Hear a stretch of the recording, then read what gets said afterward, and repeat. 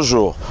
Pour cette deuxième partie de ce sujet sur les vagues de licenciements abusifs dans une procédure de redressement judiciaire volontairement faussée, l'équipe de reporters de l'émission Surface ira à la rencontre d'autres licenciés.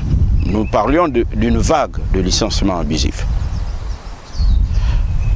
Dans un premier temps, Dieudonné Koumba a rencontré le représentant d'un groupe de licenciés. Ils sont 9. Qui sont-ils? Vous allez les découvrir. Le motif réel ou fondé ou non fondé, vous l'apprendrez dans ce reportage. Atiga a rencontré un autre licencié, là aussi, drôle de licenciement. Vous allez écouter attentivement cet ancien agent à l'entreprise Satram. Cet employé vous dira preuve à l'appui comment a-t-il été licencié. En fait, il n'y a de licenciement que de nom. Bien avant de conclure votre magazine avec la rubrique Surface de réparation, car le drame Satram a pour trame un personnage sulfureux, un personnage à plusieurs visages. Oui, vous allez savoir de qui il est question. Mais pour cette première partie, suivons Dieudonné Koumba qui a rencontré un des 9 licenciés. Je suis Funga Willy, ex-employé, ex-travailleur à Satram. J'ai été embauché à Satram le 7 novembre 2006. J'ai été licencié le 5 décembre 2019. Je suis père de 4 enfants, dont le dernier a à peine 12 mois. J'ai été licencié pour une participation à une grève qui a été déclarée illicite par le tribunal de Port-Gentil. À ce jour, je suis sans travail. Je m'appelle Tati Pangou Jean Didier. Je suis gabonais. J'ai vu en concubinage. J'ai 3 gosses. Le dernier a 3 ans. J'étais embauché le 4 octobre 2010. On m'a licencié en 2019, fin 2019, le 5 décembre. J'étais chauffeur semi à Satram. Je m'appelle Diakité Ali Ben. Pour la petite histoire, fils de Benson Diakité, célèbre journaliste à RFI. J'ai été embauché à Satram le 4 janvier 2012 et mon employeur m'a licencié le 5 décembre 2019. J'occupais le poste d'agent d'exploitation. Moi, c'est Diko Ongo Momeksan, jeune Gabonais de 34 ans, embauché à Satram le 6 août 2006, débauché le 5 décembre 2019 en qualité de chauffeur semi. Je suis un jeune Gabonais, marié, et une femme et 3 enfants à ma charge. Cyriac Pami, bonjour. Bonjour, M. Koumba. Je rappelle que vous êtes un ancien employé de l'entreprise Satram, où vous avez travaillé plusieurs années, et aujourd'hui vous dites que vous avez été abusivement licencié. Que s'est-il réellement passé? Le licenciement par l'employeur a été effectué tout simplement parce que nous avons pris part à un mouvement de grève. Et la grève était parce que nous avons réclamé nos arriérés de salaire. Et le préavis avait été déposé, comme il se fait, par le syndicat SERPAC. De ce fait, nous avons donc pris part parce que nous sommes adhérents de ce syndicat-là. Donc le syndicat donne l'ordre et nous suivons tout simplement. C'est ce que nous avons fait. C'est contenu dans les documents de licenciement? C'est contenu dans l'aide de licenciement. La notification, elle est là. Dans la lettre de notification, l'objet ici, c'est participation à la grève illicite. Voilà. Donc là, nous avons le préavis. Nous avons la notification de licenciement donnée par l'employeur. L'employeur a donc payé juste les arriérés de salaire. Pour nous faire comprendre lors de nos échanges qu'on ne pouvait pas nous payer les droits. Et pourquoi? Parce que nous avons commis une faute lourde. Et cette faute lourde, c'est d'avoir réclamé vos salaires. Pour réclamer nos salaires. Voilà la faute lourde pour l'employeur. Nous savons quand même que pour ce qui concerne les fautes lourdes, ce n'est pas à l'employeur de qualifier une faute lourde. Et là, l'employeur l'employeur lui-même s'est donc rendu juge pour qualifier que le fait de prendre part à la grève est considéré comme étant une faute lourde. Encore juste pour comprendre, a-t-on licencié tous ceux qui ont participé à la grève ou bien? Pas du tout, M. Koumba. Parce que licencier tout le monde, tous ceux qui avaient pris part à la grève, ça veut dire que les 600 personnes, les 700 personnes, donc Port-Gentil, Libreville, devaient être licenciés. Monsieur Pami, pouvez-vous nous expliquer pourquoi on ne licencie que 9 personnes sur tous ceux qui ont pris part à la grève? La question, M. Koumba, cette question-là, il n'y a que l'employeur qui peut bien nous déterminer. Vous n'aviez pas des antécédents? Ça, moi, personnellement, si j'avais un antécédent avec un employeur à Satram, je crois que certains d'eux me le font comprendre depuis. Là, il s'agit des listes de présence de ceux qui avaient pris part à la grève. Il y a des listes de présence de 17 personnes ici, 18 personnes là, 14 personnes là, 12 personnes ici. Mais sur tout le lot, il n'y avait que 9 qui avaient été retenus pour être licenciés. Doit-on comprendre que jusqu'ici, vous ne savez pas pourquoi vous avez été licencié? Le groupe que nous sommes, nous ne savons pas exactement. En dehors du fait que sur les lettres de licenciement, il n'y a que le seul motif qui est celui de prendre part à la grève où nous avons réclamé nos salaires de salaire. Vous étiez employé à Satram en tant que qui? Employé à Satram, j'étais... Ou devrais-je dire en tant que quoi? D'accord, j'étais d'abord chef d'équipe logistique à Port-Gentil. Et lorsqu'on m'affecte ici, je suis donc contrôleur technique pour ce qui concerne le matériel de Satram. Donc j'avais comme rôle de savoir que la grue de Satram qui est sortie, qui est allée à Kanda, est allée faire quoi exactement et faire un rapport là-dessus pour rendre compte à la direction générale. Et j'avais comme chef Ali Bardaï, qui était mon chef hiérarchique. Après que vous avez été licencié, quelles sont les démarches que vous avez entreprises? La première démarche que nous avons faite tout de suite, après être licencié, nous sommes allés à l'inspection du travail. D'accord? À l'inspection du travail, nous avons donc déposé une plainte le 12 mars 2020 pour dénoncer effectivement ce licenciement. Donc l'inspecteur nous a donc adressé une correspondance à Satram pour nous convoquer les deux parties et nous nous sommes retrouvés pour une conciliation. Et de cette conciliation-là, nous avons été tous déçus parce qu'après le représentant de Satram est venu nous dire que pour Satram, il n'y avait pas lieu d'avoir une conciliation. Donc nous sommes sortis là avec un PV de non-conciliation. D'ailleurs même, au passage, M. Oganda qui est le directeur de ressources humaines, avait tout son même au téléphone, peut-être qu'au téléphone, à l'inspection, à l'inspecteur en disant que, écoutez, Satram n'est pas la seule société au monde. Si ces messieurs cherchent du travail, qu'ils aillent chercher ailleurs. En plus, s'ils ne sont pas d'accord, qu'ils envoient le problème au tribunal. Vous êtes licencié parce que vous rentrez en grève pour réclamer vos arriérés de salaire. Oui. Vous vous faites licencier. Avez-vous touché vos arriérés de salaire? Vous a-t-on payé vos droits légaux? Les droits légaux, non. Les arriérés de salaire, oui. Ça, c'est la chose qui nous a tous surpris parce qu'une société qui disait qu'il n'avait pas de l'argent pour payer le personnel, mais cette fois-ci, les 9 personnes ont été payées le même jour. Le même jour. Ceux qui avaient 16 mois, 15 mois, 14 mois, 11 mois ont eu les chèques le même jour. Et cette situation nous a tous surpris. Est-ce que ceux qui n'ont pas été licenciés ont perçu quelque chose? Bon, maintenant la suite, nous ne connaissons pas. Parce que dès qu'on disait qu'à la suite, après nous remettre les chèques, on n'avait plus le droit de mettre pied dans l'entreprise. Donc le reste des employés, c'est juste de comme ça, non, on a payé, on n'a pas payé. Donc on n'avait pas vraiment l'information exacte de est-ce que les salaires passaient toujours normalement ou pas. Tout ceci se fait pendant que Satram est en redressement. En redressement judiciaire. Et comme je vous disais, de tous les documents que vous voyez, que je branlais, aucun document n'est signé, surtout venant de Satram, n'est signé par le juge syndic, par le syndic judiciaire. Aucun document. L'avez-vous rencontré? Avez-vous posé votre problème sur sa table? À l'époque, c'était M. Biban. Et laissez-moi vous dire qu'avec M. Biban, c'était presque l'homme invisible.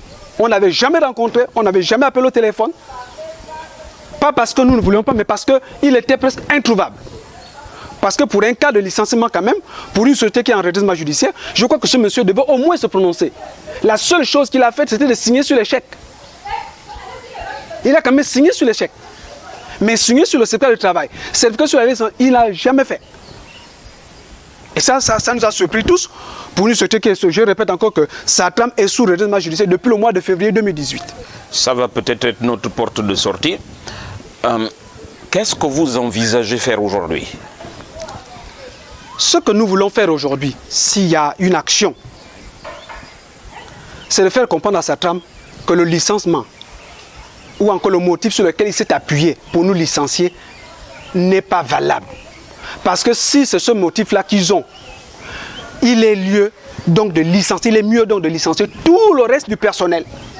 Parce qu'on n'allons pas comprendre qu'il y a 700 personnes qui ont pris part à la grève, qui continuent à travailler. Les salaires sont toujours impayés pour certains.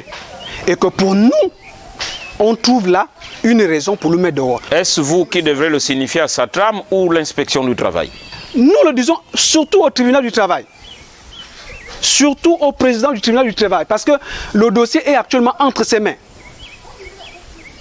Et c'est là-bas que nous attendons une suite pour donner au moins un sens à ce dossier-là.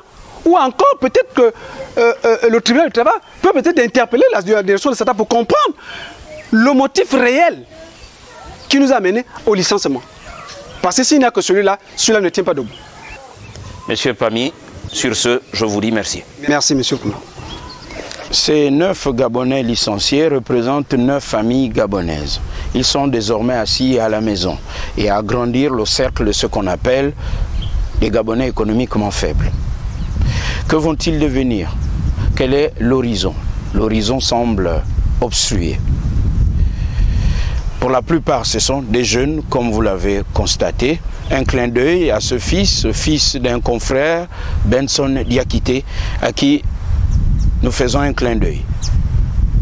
Pour cette deuxième partie, Gabin Atiga a rencontré un autre licencié, mais un licencié pas comme les autres. Pourquoi? En tout cas, Gabin Atiga s'entretient avec lui. Il s'agit de M. André-Jules Mourou, ancien chef d'agence Satram à Akaye.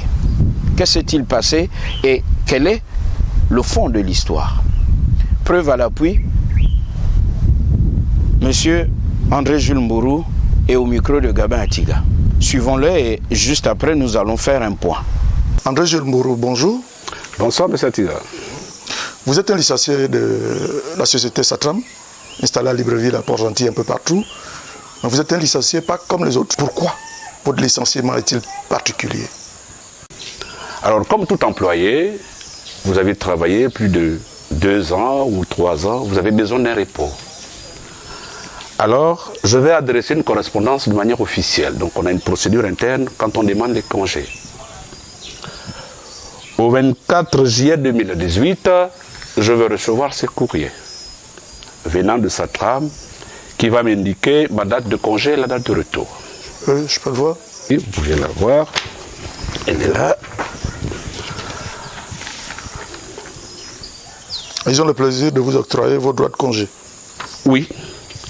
Alors, surpris au 27 juillet de la même année, alors vous allez voir ici, report de congé annuel.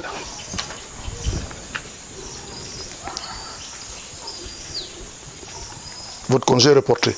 Les congés sont reportés. Pour quelle raison reporte vos congés? Ils reportent les congés parce qu'il y avait l'audit de la caisse Antares Libreville. Parce que j'étais chef d'agence Satram Libreville, donc à Kaye plus précisément. Mais en quoi ça vous concerne l'audit? Bon, dans la façon de faire de Satram, dès lors que j'étais le responsable d'Akaye Libreville, il fallait que je participe à cet audit. Parce que la caissière, elle était sous ma responsabilité. Voilà. Alors, pour clarifier certaines choses, le samedi 28 juillet, j'ai envoyé un mail au directeur des ressources humaines, donc l'antenne de Libreville. Copie tout le monde. C'est avec vous. Que dites-vous là? Alors, j'essaie d'expliquer le mécontentement du report de mes congés. Parce que il y a quand même une différence entre faire l'audit de la caisse et faire l'audit de tout le service, ou non de toute l'agence. Alors là, on parle de la caisse. Donc il n'y avait pas nécessité que je reste. Mais vous êtes le patron de la caissière? Bien entendu. mais dès lors que j'avais déjà fait la passation de service avec celui qui allait me représenter. Donc, il n'y avait plus nécessité que je reste là. Donc, il fallait bien que je parte. Alors, au 30 juillet 2018, voilà mon départ en congé. Voilà le courrier. Derrière ce courrier, vous allez trouver le formulaire de départ en congé. C'est un formulaire interne, SATRAM. Voilà, il est là. Vous forcez d'aller en congé tout de même? Bon, malgré le report? Après travailler 3 ans, à un moment, le corps a besoin de repos. Il faut aller se reposer. Voilà. Alors, je pars en congé. Et vous verriez vous-même là-bas que la date effective de reprise était au 22 octobre. Et vous partez en congé, vous regardez vos comptes, rien n'est positionné. On ne vous paye pas vos congés? Les congés vont se payer avec peut-être 1 ou 2 mois de retard. Vous êtes en congé. Mais... Donc habituellement, lorsque vous allez en congé chez vous, on vous paye vos congés? Tout à fait. Or là, on vous donne la lettre de congé, mais l'argent, vous allez recevoir ça peut-être 1 ou 2 mois après. Même pas l'argent du mois achevé? Non, déjà avec les arrêts de salaire. Avec les arrêts de salaire, donc vous êtes dans une situation où vous partez en congé, mais en faisant confiance à l'employeur qu'il va vous reverser vos droits de congé. Bien.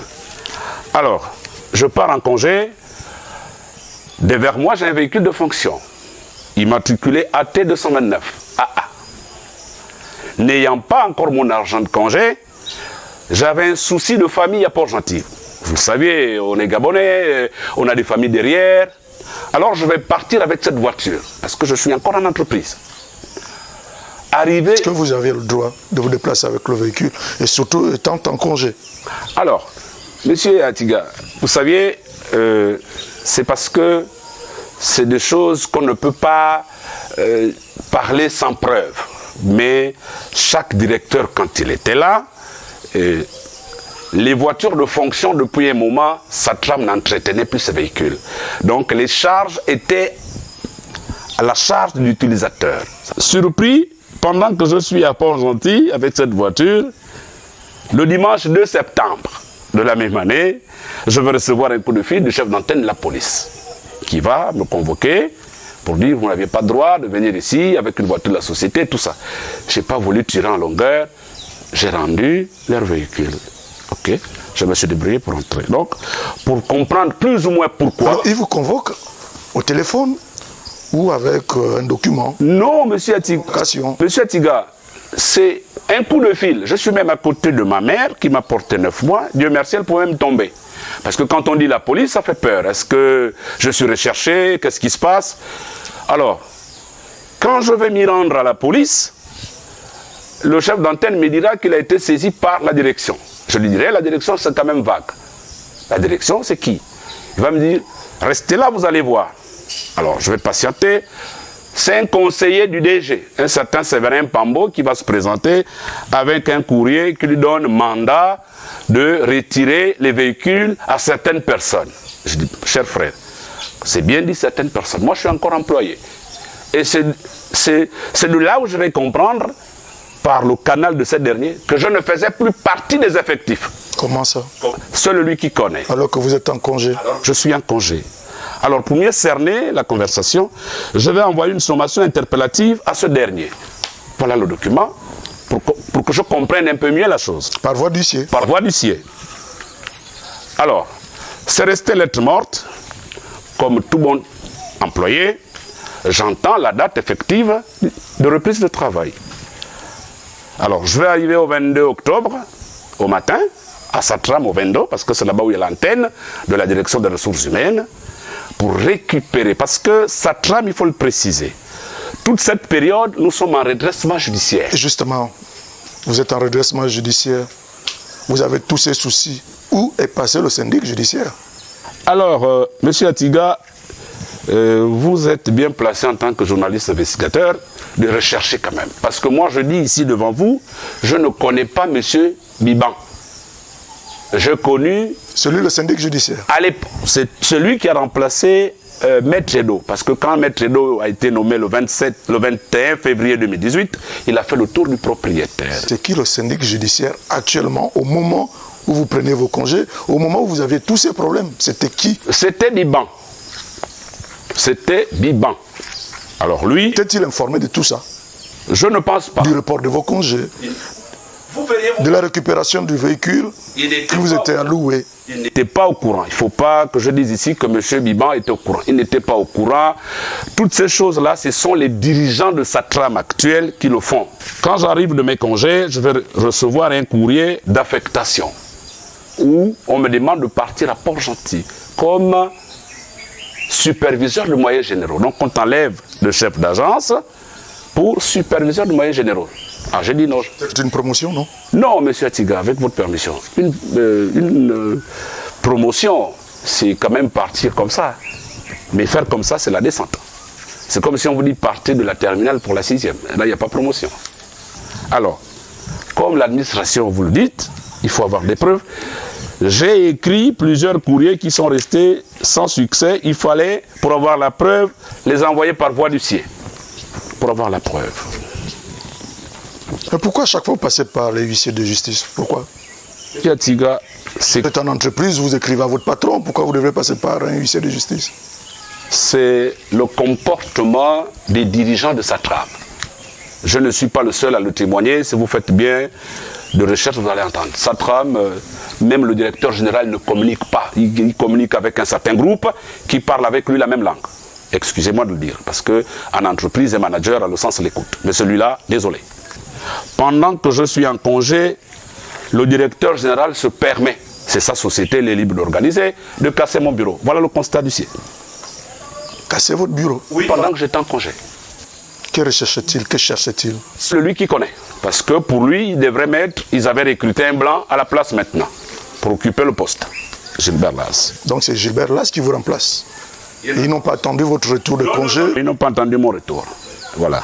Alors, M. Tiga, pour éviter les problèmes, quand j'ai constaté tout ça, je vais adresser un courrier au 8 janvier à l'inspecteur spécial de Port-Hérad. Est-ce que c'est à la suite de tout ça que vous décidez que vos problèmes commencent? Oui. Que vous êtes licencié parce que, apparemment, entre vous et la direction, le courant ne passe plus? Non, déjà, j'ai pris peur d'être convoqué un dimanche pendant que je suis en vacances à l'antenne de la PJ de Port-Gentil. C'est là où tout pour moi commence à prendre peur. Je dis, là, c'est plus bon.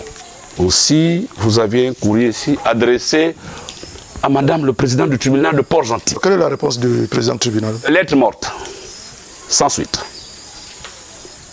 Elle n'a jamais répondu. Il y a l'accusé de réception.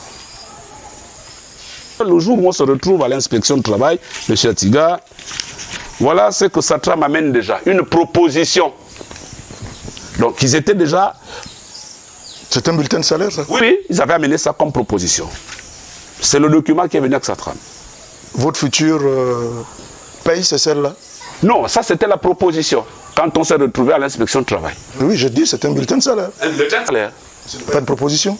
Pour eux, c'était la proposition. Ça veut dire ils ont amené, le calcul était là, de 14 millions et tout ce que vous voyez là. Pour votre départ? Pour mon départ. D'accord. Alors, je vais adresser ce courrier daté du 24 janvier au directeur général de la société Satram, accusé de réception par Edzan. Contre-proposition au document que je viens de vous remettre. Alors, M. Atiga, quand je vais envoyer ce courrier, pour ceux-là qui ont fait l'école, je ne sais pas entre contre-proposition si c'est une démission, voilà la réponse à ce courrier. Alors, ils vous font une proposition, il faut encore une contre-proposition. C'est moi qui fais la contre-proposition. Alors, quand j'envoie la lettre de la contre-proposition, là, voilà, et ils m'envoient ça, accusé de réception, rupture de contrat. Monsieur Tiga. J'estime que vous avez rompu le contrat. Mais monsieur Tiga, est-ce qu'une lettre de contre-proposition, c'est une démission? Je ne pense pas. Peut-être. Le français est élastique. D'accord. Alors, regardez-en vous-même. Dans la lettre de contre-proposition, ils vont me tendre un certificat de travail. En même temps. En même temps. Mais là, on dit résident à Mwanda. Monsieur Tiga, est-ce que nous sommes à Mwanda présentement? Pour un employé qui vit à Libreville. Voilà le procès verbal qui ressort de cette réunion à l'inspection de travail. Voilà l'organigramme où il me nomme superviseur des moyens généraux. Que je décline. Voilà le courrier adressé au syndic au mois de décembre. Là encore, c'est une demande d'intervention urgente. Le syndic vous dit quoi? Il n'a jamais répondu. Il n'a jamais répondu. À la suite de tout ça, comme force reste à la loi, on n'a pas trouvé un compromis à l'inspection du travail. Le dossier, il est pendant au tribunal de Libreville. Mais tout porte à croire que le tribunal devient comme si c'était une agence privée de Satram. Pourquoi le dites-vous? Parce que quand les inspecteurs convoquent les dirigeants de Satram, ils ne veulent pas venir. Ils vous disent, s'ils ne sont pas d'accord, le tribunal. Vous allez voir ici, le lundi 8 juillet 2019, c'est le directeur d'exploitation, Ali Bardaï, pour une société qui est en redressement judiciaire, mais celui qui crée des contentieux. Alors, regardez l'objet du courrier. Oui. Il écrit à son directeur de ressources humaines. Merci de traiter particulièrement le cas du véhicule détenu à ce jour par André Jules Mbourou, personnel démissionnaire et soldé depuis plusieurs mois. Vous avez été soldé, vous avez démissionné, vous êtes parti avec le véhicule? Monsieur Tiga, cette voiture immatriculée 6507 qui est sur ce document, c'était ma première voiture de fonction. Elle est là, elle est garée chez moi. Vous l'avez acquise?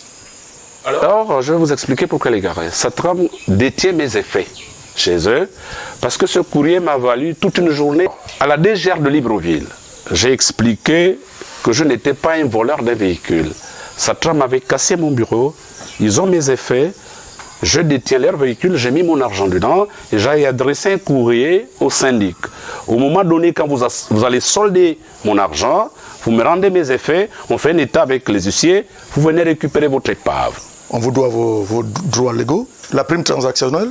Le bonus transactionnel? Vous ne l'avez pas eu? Je ne l'ai pas eu. Mais ils n'ont pas voulu tout ça, monsieur. C'est pour cette raison que j'ai déposé plainte à l'inspection du travail pour mieux comprendre pourquoi je parle de Satram. Je n'ai pas encore reçu la notification de licenciement. Satram a du mal à m'expliquer pourquoi ils m'ont fait partir. Voilà. Ils disent, allez-y au tribunal.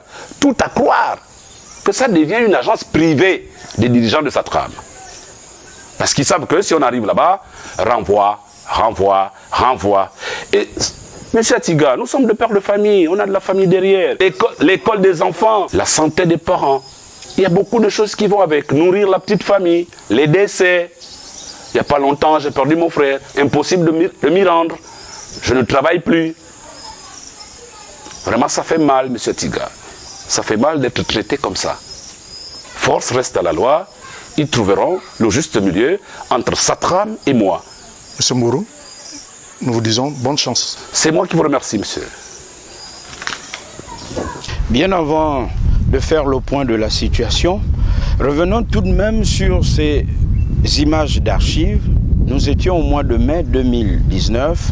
Nos reporters étaient sur le terrain du côté de Port-Gentil, tâter le pouls de la situation, une situation qui perdure. Et ces Gabonais, aujourd'hui, ils sont au nombre de 1076. Les chiffres changent, évidemment. Entre-temps, des retraités, des décès, des malades. Bonjour. Voilà. Ils dorment ici? Ils dorment ici. C'est des bureaux à l'époque, mais transformés en chambre. C'est plus qu'une prison.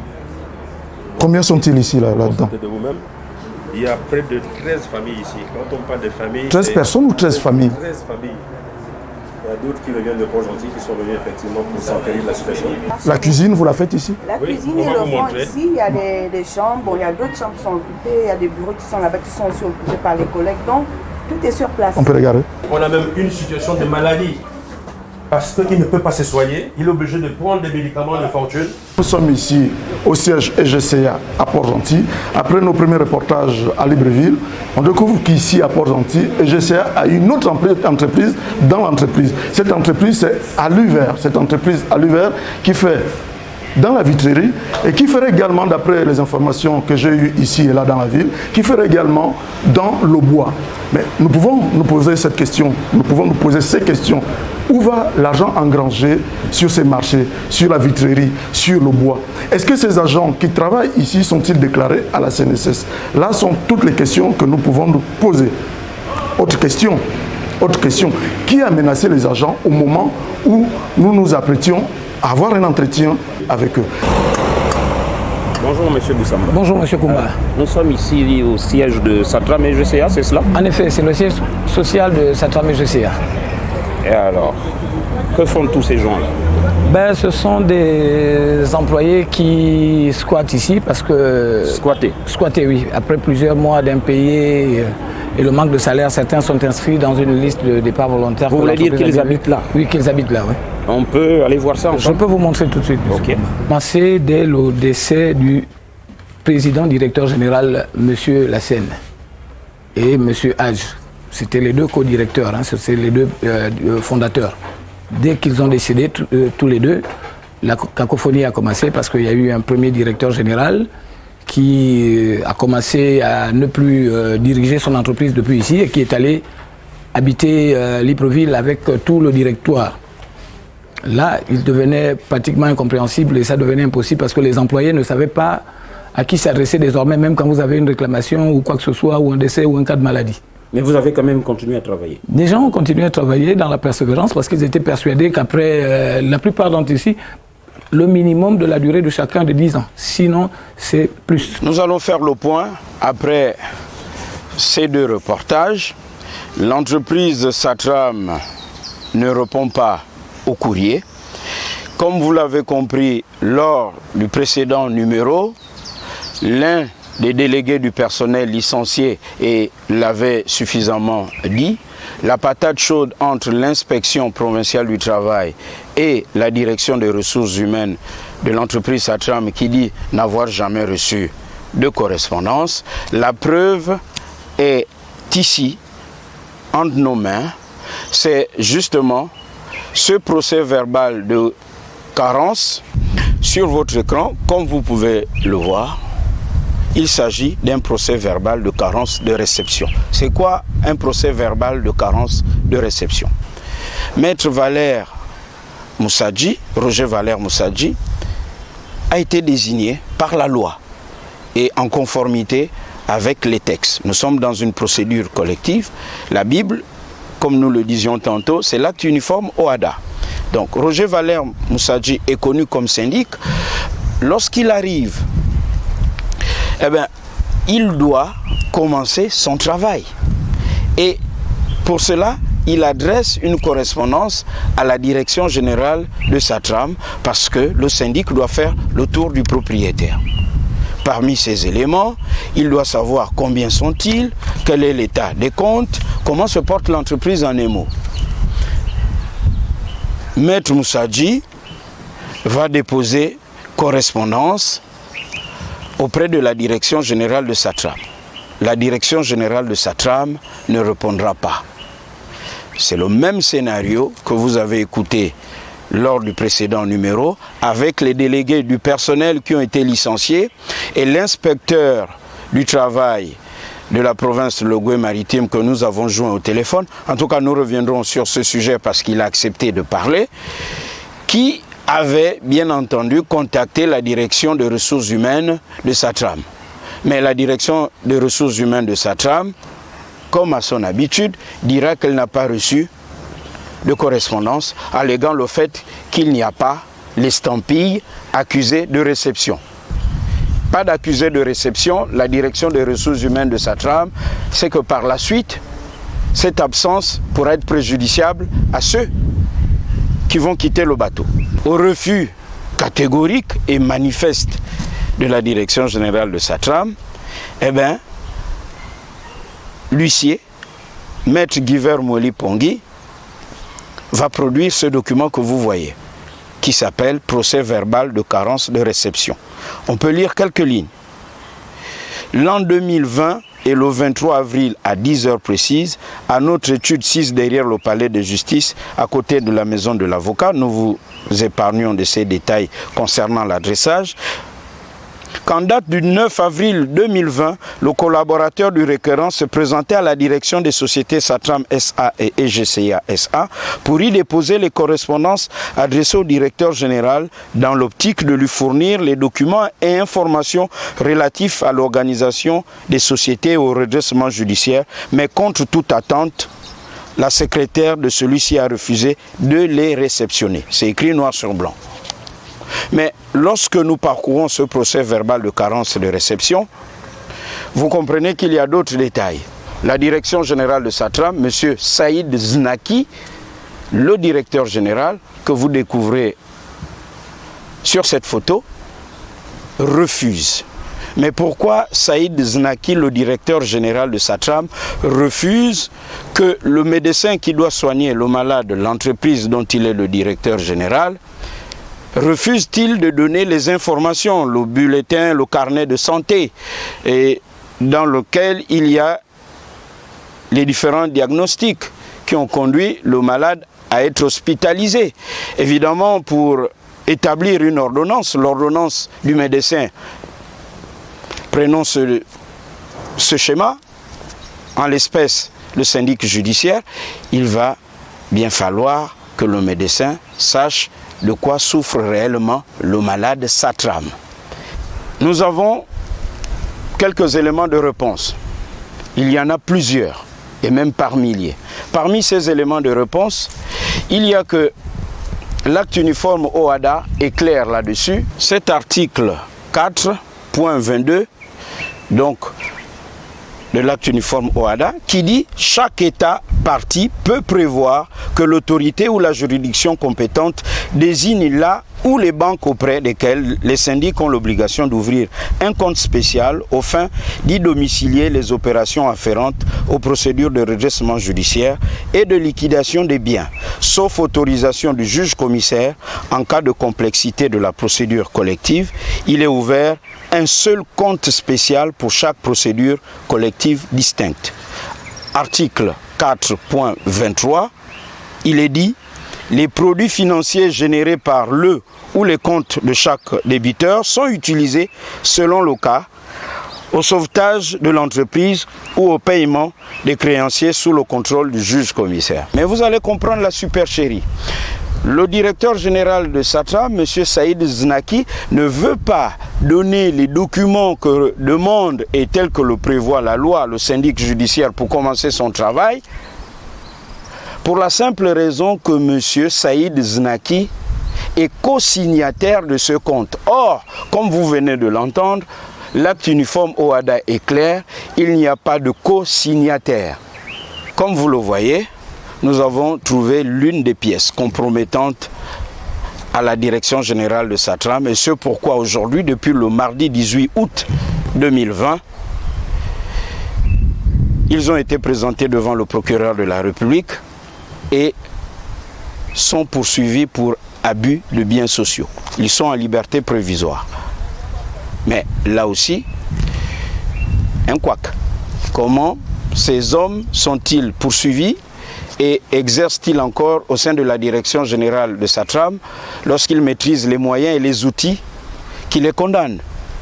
Vont-ils les effacer? L'avenir nous le dira. Ce chèque, parce que le compte redressement judiciaire tel que c'est écrit, et vous le voyez, c'est un compte domicilié à Ecobank. Comme vous voyez au bas de ce chèque, il est contresigné de M. Saïd Znaki, le directeur général. Première faute lourde. Dans une procédure collective, tous les juristes du monde vous le diront, il est interdit, strictement interdit, au directeur général de co-signer ce compte. Le directeur général, la raison est simple, n'est pas assermenté. Le syndic judiciaire est assermenté. D'où le titre « Redressement judiciaire volontairement faussé ». Autre élément palpable et visible, c'est ce chèque à la caisse de dépôt et de consignation où un certain Minko, clerc d'huissier ou agent au cabinet de Maître Abessolo, souvenez-vous, cet homme qui est recherché et qui gardait l'argent de Satram. Au bas de ce chèque, vous voyez en réalité qui est le bénéficiaire de ces 30 millions de francs CFA, M. Saïd Znaki, l'actuel directeur général de Satram, qui fut accusé du vivant de M. Jacouk Lassène, qui fut accusé, semble-t-il, disons-le ainsi, d'avoir mis le feu au magasin en 2008 du côté de Port-Gentil. Pour conclure avec cette première partie, nous reviendrons prochainement sur le prétendu conflit qu'il y a entre les différents syndics. Mais en réalité, Satram veut avoir son syndic pour faire et exécuter son agenda. Tout sauf le redressement, nous l'avons compris. C'est cette correspondance, normalement, du syndic sortant, Maître Lambert Bengono Eyele, malgré la décision de la Cour d'appel, on entretient la confusion. Donc, en objet passation de charge, comme vous le découvrez sur votre écran, cette correspondance date du 18 août 2020 et à l'attention de son collègue, de son confrère, Maître Roger Valère Moussadji. Nous allons vous épargner le contenu de cette correspondance, mais voir le bas de cette correspondance. Et comme dirait Nietzsche, le diable est véritablement dans le détail. Serait-ce la confusion de trop qui va finalement sonner la fin de la récréation? Comment Maître Lambert Bengono Eyele, qui sollicite une passation de charge, fait copie, ampliation de cette correspondance, nous l'avons souligné, au directeur de cabinet du ministre de la Justice, garde des Sceaux, est chargé des droits humains. Tous les juristes du monde vous le diront. Le directeur de cabinet d'un ministre, fût-il ministre de la Justice, n'est nullement un organe dans le redressement judiciaire. Serait-ce une erreur de saisie? Nous pensons que non. Maître Lambert Bengono Eyele est suffisamment averti. En réalité, posons-nous les bonnes questions. Le syndic sortant, qui estime qu'il est toujours là, avec la volonté des dirigeants de Satram, fait copie au directeur de cabinet du ministre de la Justice. Un rictus a suscité un malaise cardiaque auprès des puristes du droit. La suite et la fin de votre magazine, le dossier n'est pas clos, avec la surface de réparation. Qui est Moustapha Aziz dans ce théâtre des ombres, dans ce théâtre des artifices? Vous l'avez compris, certains hommes de droit au Gabon ont décidé de ne pas appliquer le droit. Aziz Moustapha tire les ficelles et vous allez comprendre comment. Surface de réparation.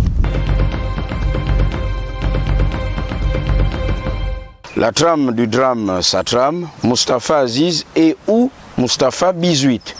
Oui, et ou est là pour le ou bien inclusif. Vous allez comprendre pourquoi. Un personnage est au centre de tout ce qui arrive désormais comme malheur à l'entreprise Satram créée par M. Jacques Lassène, décédé le 9 juin 2015 en France, décédé de suite d'un cancer du pancréas. Vous connaissez l'histoire que nous avons commencé à énoncer lors du premier numéro. La suite viendra plus tard. Il se prévaut d'être le légataire universel. Celui qui dit être l'ami de celui qui est parti et qui a bâti son empire ne fait rien pour redresser et remonter son entreprise. La preuve, vous avez vu ces Gabonais qui tirent le diable par la queue. Aujourd'hui, ils sont licenciés pratiquement tous les jours. Ce qui n'est pas sans susciter des remous dans la deuxième ville du Gabon. Alors, nous avons cherché à comprendre qui est Moustapha Aziz. Moustapha Aziz, en réalité, s'appelle Moustapha Bizuit, de son vrai nom.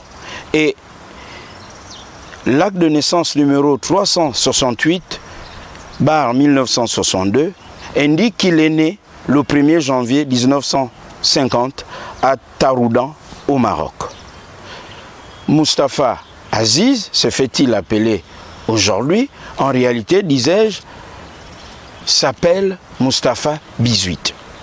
Il change, donc le changement du nom patronymique devant désormais être Aziz, en vertu du décret numéro que nous avons retrouvé, ce décret numéro 2.06.88 rendu le 21 février 2006 au Maroc. L'acte est signé donc le 27 juillet 2006. Mustapha Aziz, de son vrai nom Mustapha Bizuit, a donc changé de nom le 27 juillet 2006. Retenez bien cette date, 27 juillet 2006. Un an plus tard, il va rectifier sa date de naissance.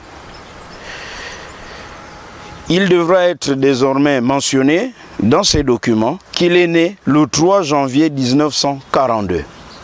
Il est vrai que certaines personnes rectifient leur âge, certainement pour plusieurs raisons, et notamment professionnelles ou scolaires, en diminuant l'âge, mais en l'espèce, Mustapha Aziz, de son vrai nom Mustapha Bizuit, s'est fait vieillir de 8 ans. Il est désormais donc né le 3 janvier 1942, plutôt que de 1950, comme nous l'avons indiqué précédemment. Et c'était en vertu du jugement numéro 185, volume 255.06, près la cour d'appel d'Agadir, le 13 janvier 2007. Mustapha Bizuit, Mustapha Aziz aujourd'hui, s'est marié en France en 2001. Plus précisément, le 18 mai, à Nice, avec Joël Pignon, en 2001. Et en 2001, comme vous allez le découvrir sur ces documents, il s'est fait appeler Mustapha Aziz. Alors que, comme vous le voyez sur ces documents, le décret du ministère de l'Intérieur marocain qui autorise le changement du nom patronymique n'est pas encore signé en 2006. 2001, il se marie à Nice, mais il s'est fait déjà appeler Mustapha Aziz, alors qu'en 2001, il est censé s'appeler Mustapha Bizuit. Curieux. Mieux, les différents passeports que nous avons pu nous procurer, un passeport ivoirien, comme vous pouvez le voir à l'écran, ce passeport a été émis en 2004. En 2004, il s'est fait déjà appeler, comme vous le voyez à l'écran, Mustapha Aziz, alors que son nom change d'Aziz à Bizuit, de Bizuit à Aziz, nous allons nous retrouver en tout cas, en 2006. Et son année de naissance a changé aussi sur ses différents passeports. Celui de la Côte d'Ivoire, celui du Sénégal, celui de la République dominicaine. Et même de son visa d'entrée en France. Mustapha Aziz a véritablement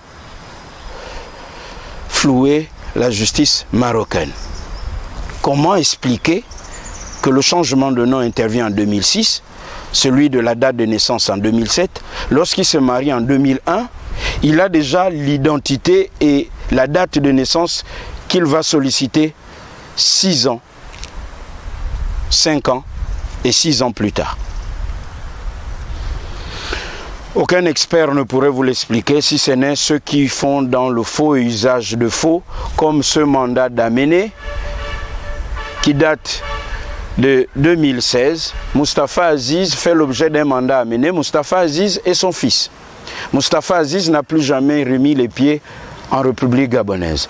Le Gabon qu'il dit aimer, et dans cette interview donnée chez notre confrère Gabon Review, Mustapha Aziz semble flatter les autorités gabonaises pour certainement attirer leur sympathie, mais les temps ont changé.